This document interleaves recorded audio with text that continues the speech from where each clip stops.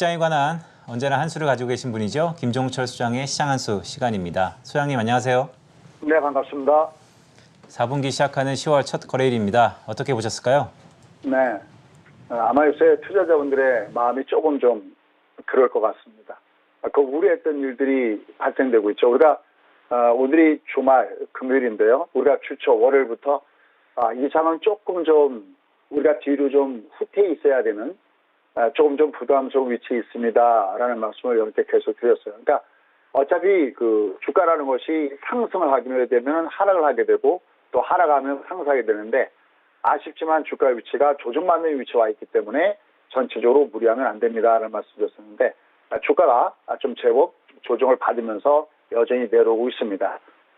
어제도 말씀드렸지만은 이 시장은 우리가 그 마음을 어디를 두면서 매매하셔야 되냐면 지금의 악재를 지키기 위해서는 한 10월 중순 정도까지는 어제처럼 그런 반동을 줄 때는 계속 당분간 내가 리스크를 관리해야 된다라는 말씀드렸어요. 왜냐하면 우리가 작년 같은 경우에 시장을 이끄는 가장 프라이머리 키, 그러니까 항상 주식은 세시대에 있는 무료 운동와 마찬가지거든요. 그러면 호재도 있고 악재도 있고 막 섞여 있거든요. 그런 상태 속에서 최근에 나타나는 주가 흐름을 보면은 가장 프라이머리 키는 뭐냐라고 했을 때는 바로 금융시장의 변화예요. 물론 우리가 헝다 문제도 중요하고 중국의 전력난 이건 더 그보다도 더 중요할 수가 있지만 여러 가지 문제보다 역시 가장 중요한 것은 금융 정책의 변화. 그러니까 전 세계 금융시장의 가장 우두머리 끼긴 제롬 파웰이 인플레에 대한 부분들을 이 앞에만 하더라도 일시적이다 그랬는데 이걸 일시적으로 얘기하지 않고 이제는 내년까지도 각오해야 되는 부분이 있다는 게는 향후 금융 정책의 변화를 이거하는 것이죠. 그럼 이런 금융 정책에 대한 변화가 시장의 주식에서 보면 이게 차가운 물로 변화되는 거거든요. 작년 막강한 유동성을 퍼부으면서 어떤 악재가 있어도 유동성 밀고 가는 장세였는데 이게 유동성 장세가 마감하면서 그러면 그 다음에 무슨 장세가 와야 되냐면 당연히 순서는 실적 장세가 와야 되거든요. 그럼 지금 장의 위치는 뭐냐? 금융 장세에서 실적 장세로 넘어가기 위해서 어떤 중간에 과정들이 필요한 거죠. 우리가 개주를 우리 어렸을 때 운동회를 하게 되면 요새는 또 가을인데 운동회 할지 모르겠습니다만 개주하게 되면 우리가 항상 한 바퀴 돈 다음에 바톤을 다음 선수에게 넘겨줘야 되지 않습니까? 그럼 아무래도 속도도 뒤쳐지고 심지어는 바톤이 밑으로 떨어질 때도 있죠.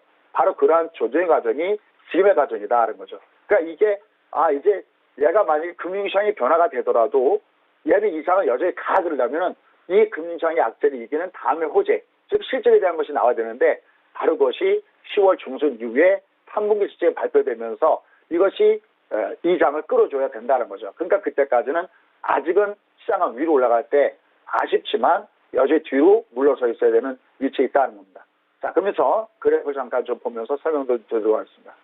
그래서 우리한테 부담감을 주는 것은 뭐냐면 제가 이런 얘기를 참 많이 합니다. 크로체크해야 된다. 그러니까 어떤 악재가 있어서 주가가 빠지는 것이 아니라 똑같은 감기 바이러스가 왔을 때 시장이 그 바이러스를 이길 수 있는 힘이 있느냐, 힘이 없느냐. 만약에 지금의 주가 위치가요. 예를 들어서 이 앞에 우리가 이제 작년 같은 경우 가만히 보시죠. 작년 같은 경우에는 여기서 어떤 말씀 많이 드렸냐면 주가 여기서 아무리 조정을 줘도 여기 썼던 표는 여기는 마디존이에요. 대나무가 곱게 자라면 마디가 필요합니다. 또 여기는 터널 구간입니다. 이 터널을 지나면 주가 올라갈 겁니다라는 표현을 쓰지만 지금 여기서부터는 제가 일절 그 표현을 쓰고 있지 않죠. 왜냐하면 지금 60선의 파동이 5파동 구간에 두져 있고 지금 이 별이 역별되어 있는 상태 속에서 20이 싼거 영역권이기 때문에 지금은 내가 리스크를 관리해 주면서 이 장의 다른 호재가 악재를 밀고 가면서 수급이 개선되기를 아쉽지만 조금은 좀 기다려야 된다.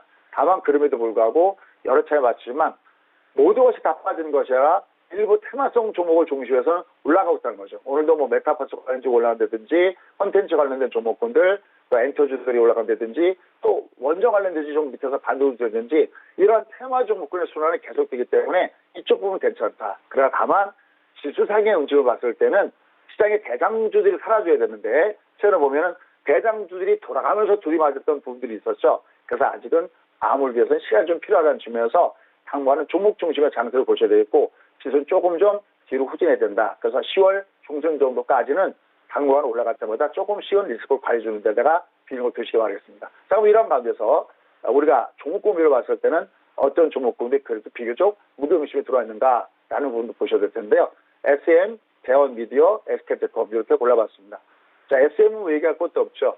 드디어 방탈 중심에서 11월 달부터는 온라인으로 이제 우리가 기대했던 그런 공연이 시작되는데요. 놀라운 것은 이 엔터주들이 컨택이 안 되는 가운데서도 대기업 실적이 좋았다는 측면에서 이 정말 위드 코로나 시대가 온다면 실적은 더 좋아지겠죠. 특히 밑에 보면 마치 넓어지고 있다는 측면에서 SM이라든지 뭐 JYT라든지 또 그다음에 하이브라든지 이런 종목에서 보시면 좋겠고요. 그리고 대원 미디어 역시 특징은 밑에 마치 넓어지는 종목에서 해답이 있습니다. 이런 또 미디어 관련된 종목군들은 11월 12일 드디어 한국에 상륙하는 디지 플러스랑도 연결시켜서 이들 종목의 섹터가 힘을 받을 것이 있다라고 판단되고 있고요. SK텔레콤은 뭐 여러 차례 말씀드렸던 대로 이제 11월인가요?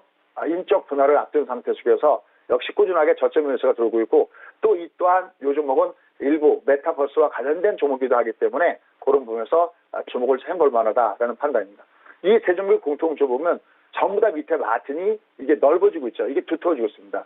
근데 앞서 지금 우리 시장 종합의 주가 흐름을 보면요. 여기 잠깐만 뿌려보면은 이 마틴 구간 여기 잠깐 표시 한번 해볼게요. 표시해 보면은 이게 좁아지고 있죠. 이게 이렇게 넓어질 때는 항상 성장주 패턴인데 이게 같아지거나 좁아질 때는 성숙 국면에 들어가기 때문에 항상 마틴을 보면서 매매하는 습관을 폴트해보려고 그때 말씀드리고 싶습니다. 다만 다음에 움직이는 파동은 이제 우리가 기다리는 3개월짜리 M파동이기 때문에 이건 다른 코너를 통해서 좀 더 자세하게 설명드리도록 하겠습니다. 고맙습니다.